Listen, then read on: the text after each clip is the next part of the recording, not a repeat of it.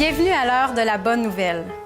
Vous connaissez sans doute des gens qui ont un don de soi hors du commun, voire surhumain. Mais aujourd'hui, nous allons considérer le plus grand sacrifice de tous les temps. Cette émission a été tournée sur les rives du Jourdain, dans le magnifique pays d'Israël, là où Jésus a vécu sa vie.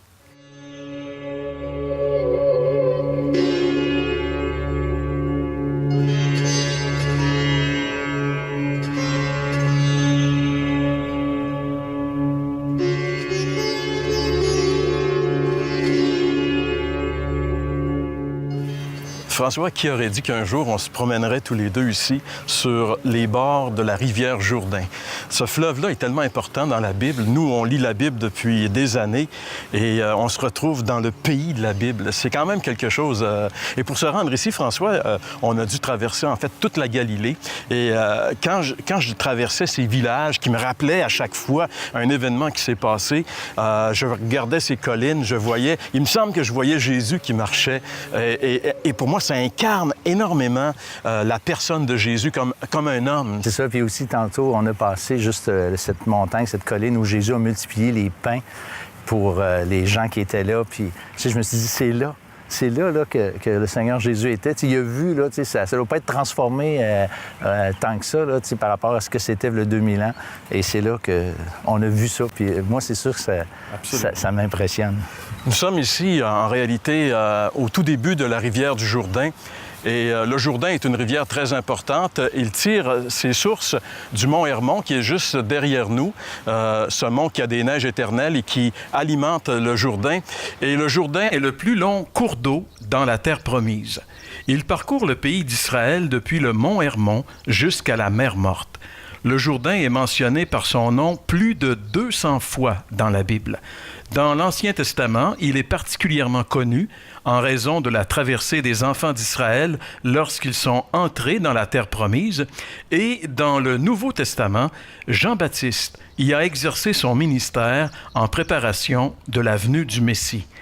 Le Seigneur Jésus a été baptisé dans ce cours d'eau et c'est quelque part le long du Jourdain que Jean-Baptiste a présenté le Seigneur Jésus-Christ comme étant l'agneau de Dieu qui ôte le péché du monde.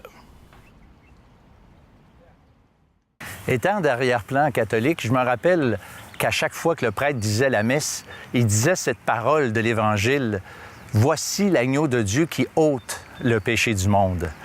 Cette parole de l'Évangile est extrêmement importante et si elle est comprise dans sa profondeur, elle peut changer littéralement notre existence et surtout notre éternité.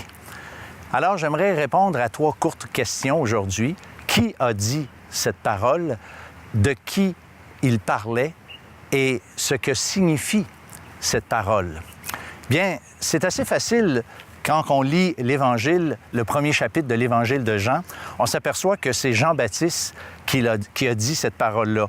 Le contexte, c'est pas compliqué, c'est que Jean-Baptiste pratiquait ce qu'on appelle le baptême ou prêchait le baptême de repentance. C'est que les gens venaient à lui, ces Juifs repentants, confessaient publiquement leurs péchés et se faisaient baptiser dans ce fleuve qui est juste là derrière moi, le Jourdain. Et c'est comme ça que Jean-Baptiste travaillait, c'est le message qu'il apportait. Et là, il a vu venir à lui le Seigneur Jésus, et c'est lorsqu'il a vu venir à lui Jésus, c'est là qu'il a dit « Voici l'agneau de Dieu qui ôte le péché du monde ». Mais qu'est-ce que peut bien signifier une telle parole? Voici l'agneau de Dieu qui ôte le péché du monde. Eh bien, je pourrais dire que pour ces Juifs qui entendaient cette parole, c'était très lourd de sens, c'était très profond comme message parce que ces Juifs, depuis des centaines d'années, des siècles, chaque matin, on offrait un agneau, chaque soir, on offrait un agneau à cause du péché. Et de cette façon-là, Dieu disait qu'il s'apaisait envers ces Juifs parce qu'ils obéissaient simplement à ce que Dieu leur disait. Mais ce qui est particulièrement étonnant en relation avec ces faits des sacrifices de l'Ancien Testament, c'est que le Nouveau Testament nous apprend que ces sacrifices ne peuvent ôter les péchés.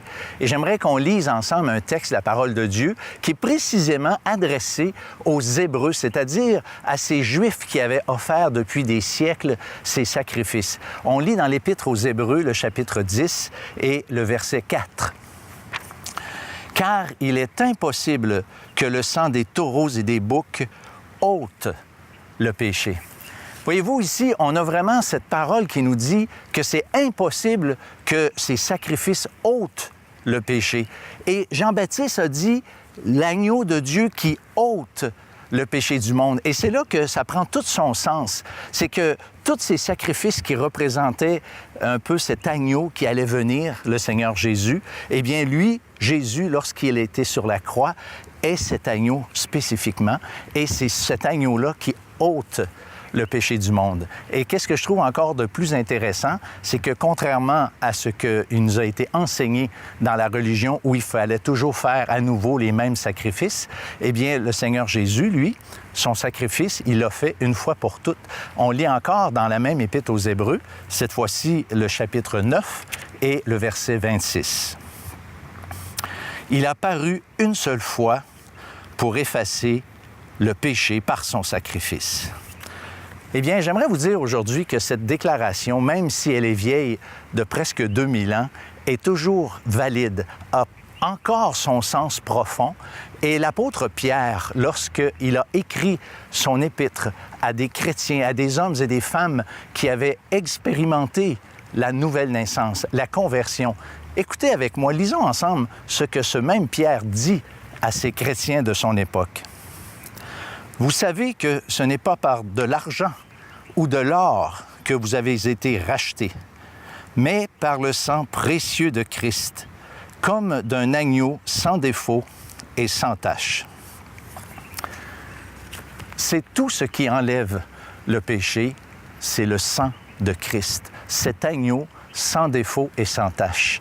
Et Pierre précise que ce n'est pas par de l'argent ou de l'or.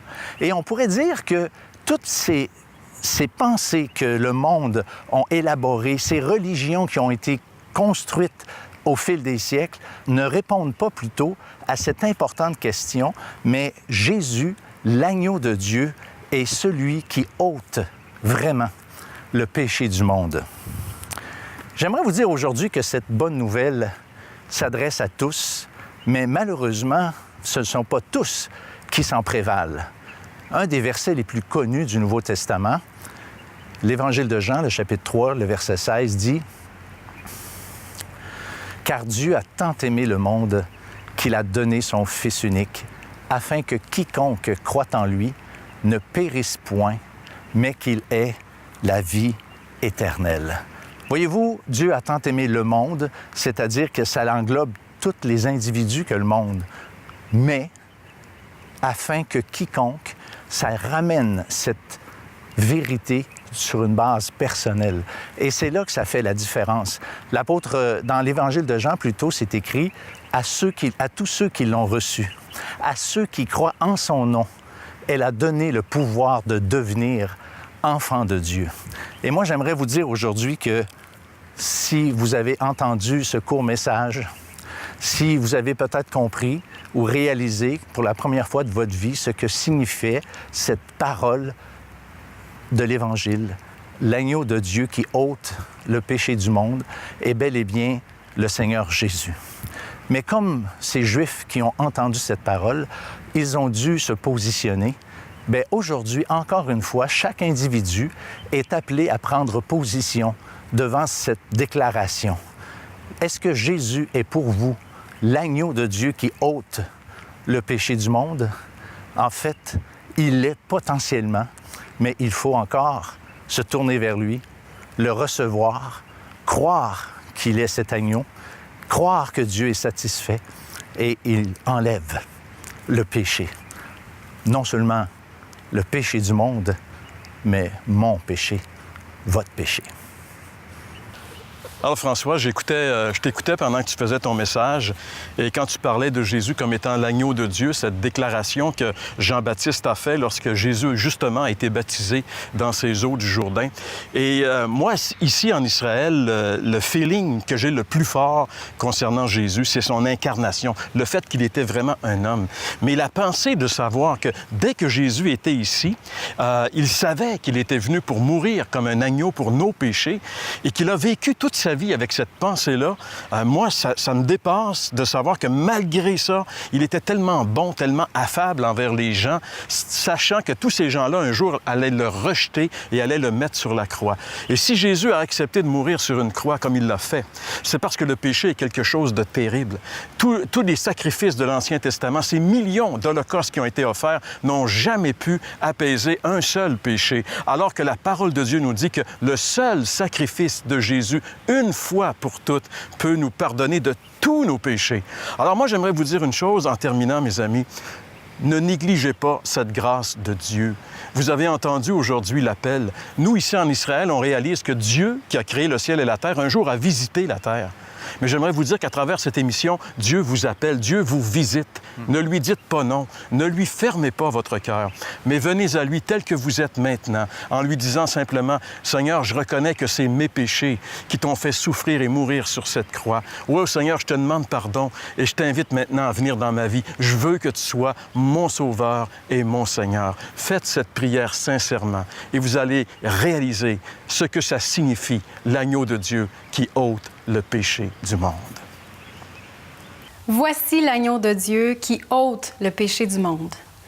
Ce verset de la Bible prend tout son sens avec le contexte dans lequel François vient de nous le décrire. Si ce verset vous touche, n'hésitez surtout pas à communiquer avec nous. Voici comment faire. L'heure de la bonne nouvelle, casier postal 26006, Trois-Rivières, Québec, G8Y7M1 ou par téléphone au 1-866-509-1319 ou encore par courriel à info@hbn.ca.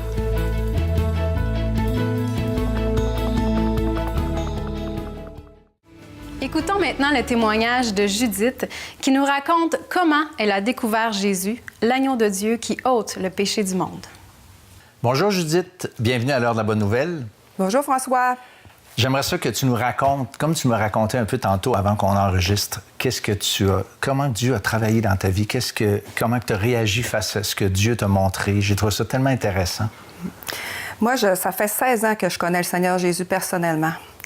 Parce qu'avant, je pensais le connaître parce que je faisais partie d'un système religieux et que j'étais fidèle à l'Église et que, pour moi, dans ma tête, Dieu, c'était une personne qu'il fallait respecter. Il était au contrôle de tout. C'est lui qui a créé l'univers, puis qui a créé l'homme aussi.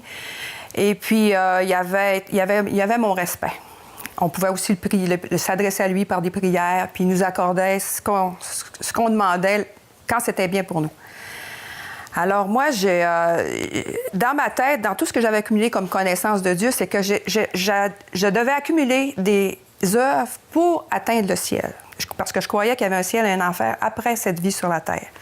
Puis que pour moi, l'enfer, c'était pour les gros méchants, puis ceux qui commettaient vraiment des gros péchés, puis qui ne demandaient pas pardon à Dieu avant de mourir. Mais moi, vu que j'étais une bonne personne, puis je sentais que je faisais le bien autour de moi, puis c'était des valeurs que Dieu m'avait enseignées à travers mon Église. Alors, ces œuvres-là, je les accumulais justement pour atteindre le ciel. Jusqu'au jour où mes enfants commençaient à ne plus vouloir pratiquer à l'Église, ils trouvaient ça ennuyant. Alors là, j'étais comme un petit peu ébranlée parce que je voyais aussi que l'Église se vidait de ces jeunes, autant que de tous les âges, l'Église se vidait. Alors, puis moi, je continuais à être fidèle parce que je me disais, mon exemple va parler à mes enfants. Je vais continuer à être le poteau de cet enseignement-là, si je veux dire, dans ma famille, parce que j'ai eu des enfants. Et puis, mon mari aussi a abandonné la pratique. Alors, vraiment, je me sentais comme un fardeau à quelque part là, dans ma pratique. Puis peu de temps après, dans les années 95-96, j'avais une amie qui était proche de moi et qui s'est mise à parler de Dieu, de Jésus-Christ. Puis moi, c'était pas des conversations qu'on avait vraiment entre nous. Puis je trouvais qu'il y avait comme un changement qui s'opérait, mais je voulais pas trop savoir, je voulais pas trop lui poser des questions personnelles là-dessus. De temps en temps, me donner un petit pamphlet, puis je mettais sur le coin de ma cuisine, de mon comptoir. Mais je ne le lisais pas nécessairement. Puis à un moment donné, elle m'a dit « Pourquoi tu ne viendrais pas à une rencontre dans laquelle 2 chrétiens vont venir chez nous, puis on va ouvrir la parole, puis on va partager là-dessus. » Puis moi, la Bible, là, c'était un livre qui était sacré pour moi, puis je savais que dans ce livre-là, on pouvait savoir qu'est-ce que Dieu nous enseignait, comment se comporter sur cette terre, puis qu'est-ce qu'on venait faire sur cette terre. Alors, au cours de cette soirée-là, bien, on a eu un partage de versets, et puis il y en a un qui m'a profondément touchée et qui m'a vraiment déstabilisée, si je peux dire, parce que c'est le verset qui dit « Car c'est par la grâce que vous êtes sauvés, par le moyen de la foi. Et cela ne vient pas de vous, c'est un don de Dieu. Et ce n'est point par les œuvres afin que personne ne se glorifie. » Alors moi, ce verset-là, ce n'est point par les œuvres, là, ça m'a vraiment ébranlée. Et puis, je suis retournée chez moi avec ce verset-là dans la tête qui me travaillait continuellement, les journées, les heures qui passaient par après. J'étais envahie par ce verset-là qui me disait que moi, mes œuvres que je voulais présenter à Dieu, ils ne me servaient plus pour mon salut. Là. C'était pas ça. C'était un don de Dieu, c'était une grâce qui me faisait là, d'être sauvée. Alors, je me suis dit, bien, regarde, c'est le temps là, que je l'ouvre la parole de Dieu, puis il va me le dire, c'est quoi qui fait que qu'est-ce qui me sauve, qu'est-ce qui va me rendre accessible le ciel. Alors, suite à ma lecture, j'ai appris que c'était quoi qui déplaisait à Dieu. Le péché déplaît à Dieu. Alors moi, dans la pas si pire que je pensais que j'étais, je me suis aperçue que mon cœur était pas toujours bien, même si ça paraissait bien de l'extérieur. À l'intérieur, j'en commettais des péchés. Puis, je voulais vraiment avoir cette vie éternelle-là que Dieu me promettait dans sa parole. Alors, à un moment donné, je me suis mis à genoux, j'ai dit, Dieu, je veux l'avoir, cette vie éternelle-là. J'ai appris que ce que tu étais venu faire sur la croix, tu étais venu sauver les pécheurs perdus. Puis moi, je me sens pécheur perdu. Alors, je te demande de me donner cette vie éternelle et je t'en remercie d'avance, puis c'est ça que je veux.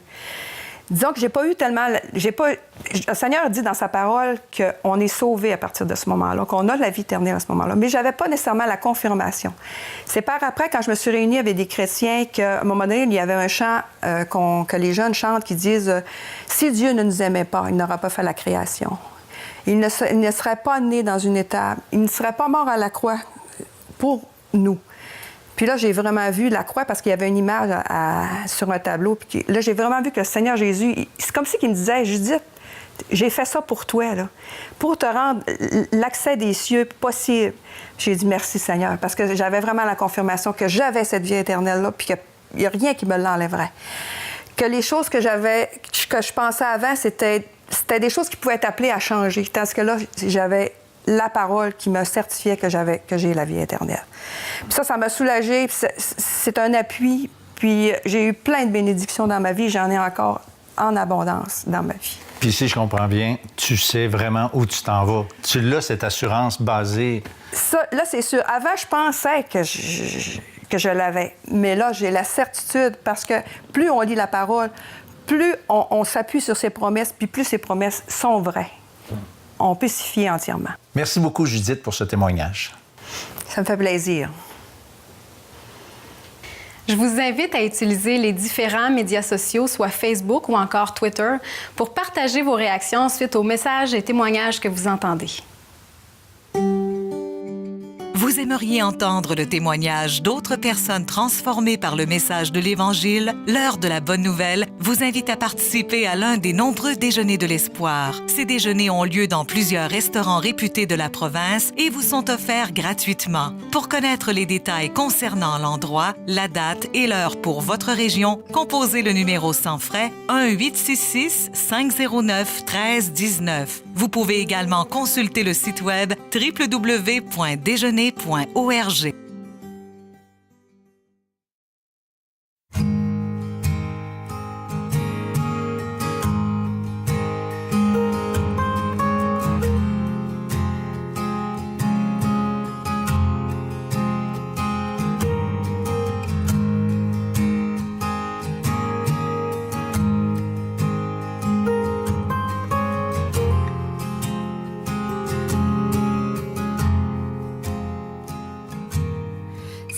sur celui qu'on porte le blâme, paré de nos injures, seul responsable de nos drames, accusé d'imposture.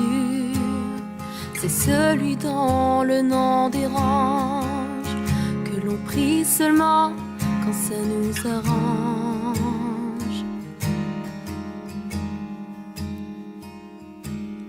C'est celui renié par peur de l'autre, l'heureux destiné à prendre ma faute. C'est celui dont le nom dérange, que je prie quand ça m'arrange.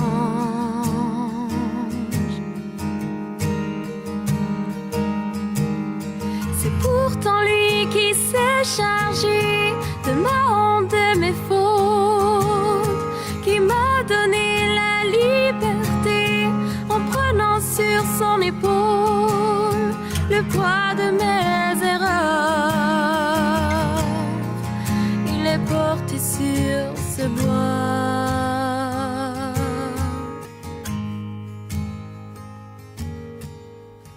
C'est celui qui t'aime au point de t'appeler son enfant. Pourtant le roi des rois est digne de perfection. C'est celui qui ouvre les bras, qui t'attend et t'offre son pardon. C'est celui qui dit viens, tu es fatigué, je te prendrai sous mon aile et te rendra léger. Oui, c'est moi dont le nom dérange, que tu pries seulement quand ça t'arrange.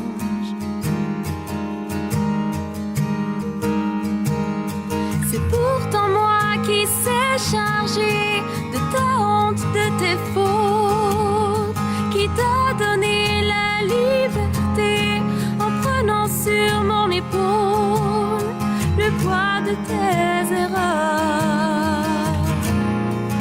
Il est porté sur ce bois.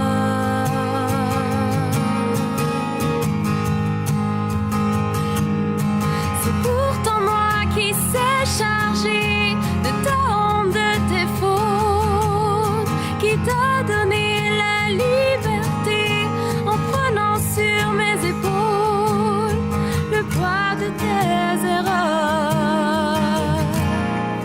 Il est porté sur ce bois.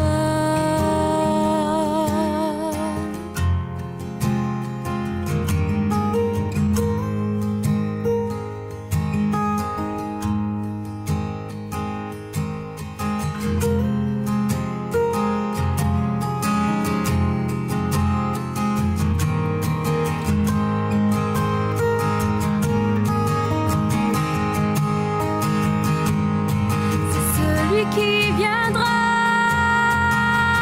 dans toute sa gloire, portant avec lui la clé de la victoire, que l'on reconnaîtra enfin comme le seul roi.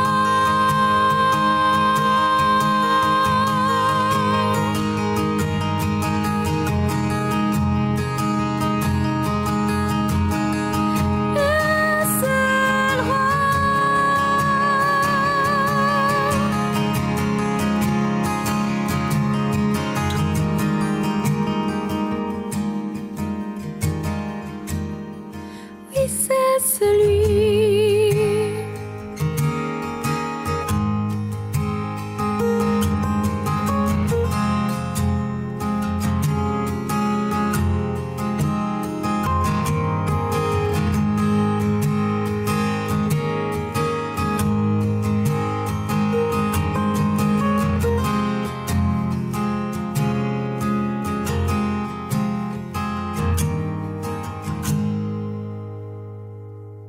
Je voulais absolument pas quitter cette colline de Nazareth avant de vous montrer le village de Cana, ici, qu'on voit où Jésus a fait son premier miracle.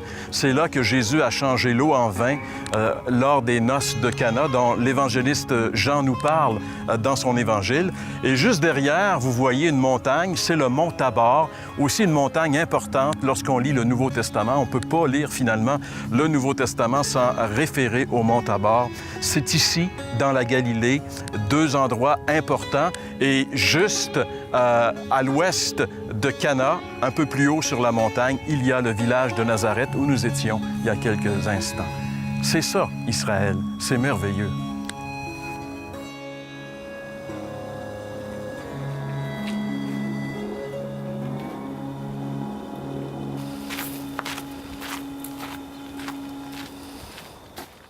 En espérant que cette émission vous a permis de découvrir un peu plus celui qui a changé le cours de l'histoire de l'humanité, je vous invite à nous contacter et à visiter notre site Internet pour visionner les émissions de l'Heure de la Bonne Nouvelle. C'était déjà tout pour cette semaine. Je vous dis à la semaine prochaine.